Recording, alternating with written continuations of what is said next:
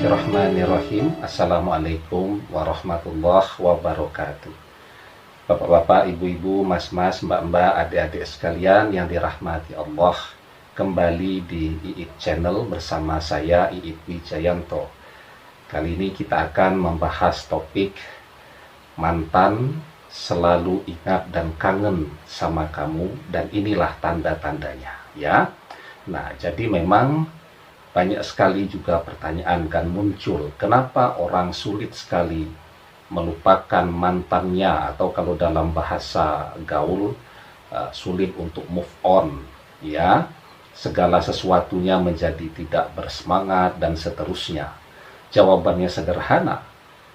Pada satu sisi yang bersangkutan sulit melupakan mantannya karena mantannya juga selalu ingat kepada yang bersangkutan.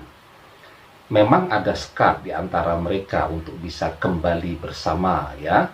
Apakah karena faktor tidak adanya restu dari orang tua yang menjadi hambatan yang luar biasa besarnya, atau salah satu pihak sudah dijodohkan dengan orang lain, atau juga malah sudah menikah dengan orang lain, ya, dan seterusnya.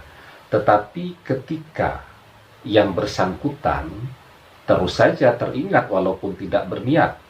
Beda ya, orang yang ingat karena faktor niat dengan orang yang memang teringat, ya. Jadi dia mencoba beraktivitas, dia melakukan berbagai kegiatan yang produktif dan baik, tetapi melintas saja ingatan tentang yang bersangkutan tadi, ya.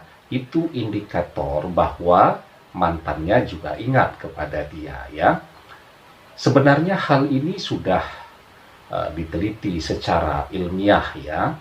Saya sudah buat beberapa video tentang autotelepati, ya. Jadi manusia itu ketika dia pernah berinteraksi bersama, ya, apalagi saling mencintai, ya, saling menyayangi, saling care, berjuang bersama, jatuh bangun bersama, menangis dan tertawa bersama, ya, apalagi pernah menikah dan seterusnya, maka secara alamiah mereka terikat, ya, dengan ikatan batiniah yang kuat, ya, dan itu bisa dijelaskan secara sains, ya.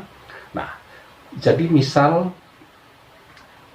dari Universitas Sheffield, ya, Inggris, Profesor Digby Tatum pernah membuat penelitian, ya, bahwa pada otak manusia itu terpancar semacam gelombang wifi yang membuatnya selalu terhubung dengan orang-orang yang dia kenal, ya.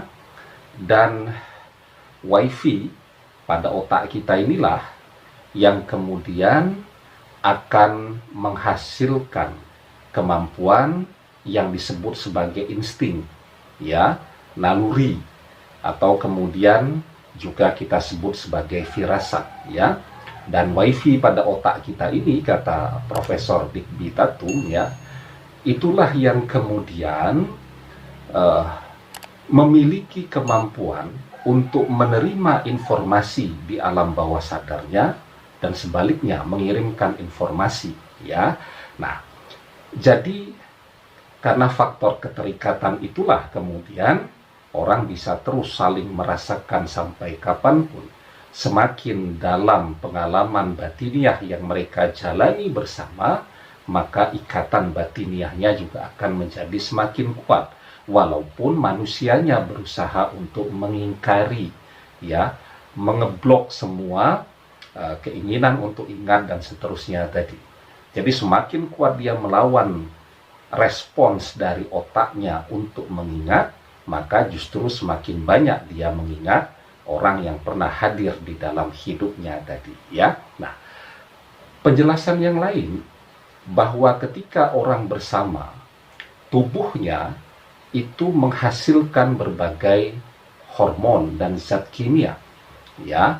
Ada hormon estrogen dan lain sebagainya, yang ketika orang tidak bersama-sama lagi, maka tubuh tadi tidak akan menghasilkan hormon sesuai dengan kadar ketika yang bersangkutan bersama dengan orang yang dia cintai tadi.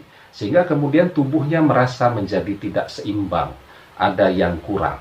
Orang bisa mengganti dengan pasangannya yang lain, menikah dengan orang lain, tetapi bahwa nilai kadar yang dihasilkan oleh tubuh kita yang sangat sensitif.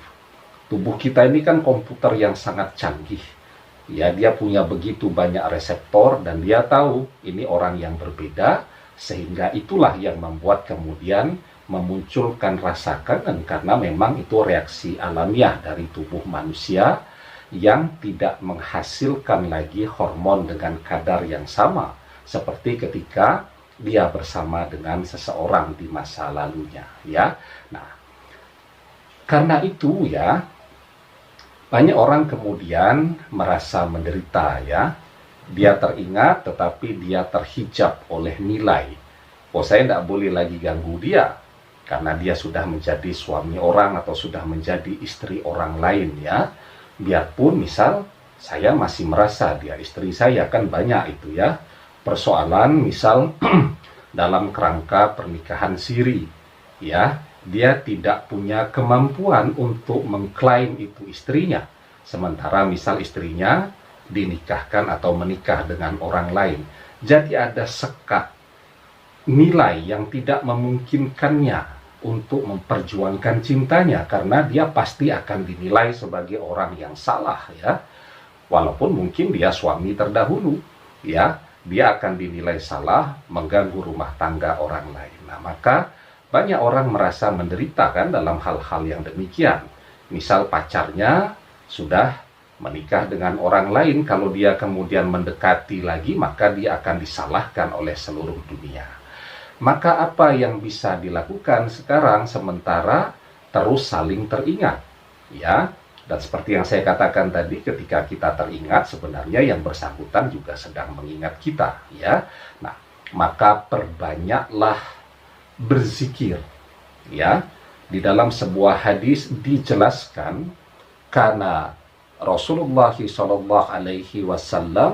yazkurullaha fi kulli ahyanih. Rasulullah SAW menyebut-nyebut Allah atau mengingat Allah di setiap waktu atau di setiap saat, di dalam setiap tarikan nafas, ya. Itu yang dilakukan oleh Nabi, ya. Karena itu kalau yang kita lakukan adalah zikrullah, hati kita ini menjadi sehat, ya. Karena Rasulullah SAW bersabda, "Inna zikrallahi sifahun wa inna zikran nasi da'un." Menyebut-nyebut Allah adalah suatu obat untuk hati, sementara menyebut-nyebut atau mengingat-ingat manusia adalah sumber penyakit bagi hati. Nah, karena itu ketika selalu teringat, perbanyak zikrullah. Ketika muncul lagi bayangan yang bersangkutan, langsung berzikir kepada Allah. Walaupun di dunia mungkin cintanya boleh gagal, tetapi dia memenangkan sebuah persaingan yang hakiki. Dia meraih hadiah yang terbaik, yakni kedudukan yang menjadi semakin dekat dengan Allah melalui zikrullahnya tadi, ya. Kalau manusia sudah dekat dengan Allah, maka apapun yang dia harapkan, apapun yang dia inginkan, jika itu memang yang terbaik untuk dirinya, pasti akan Allah berikan.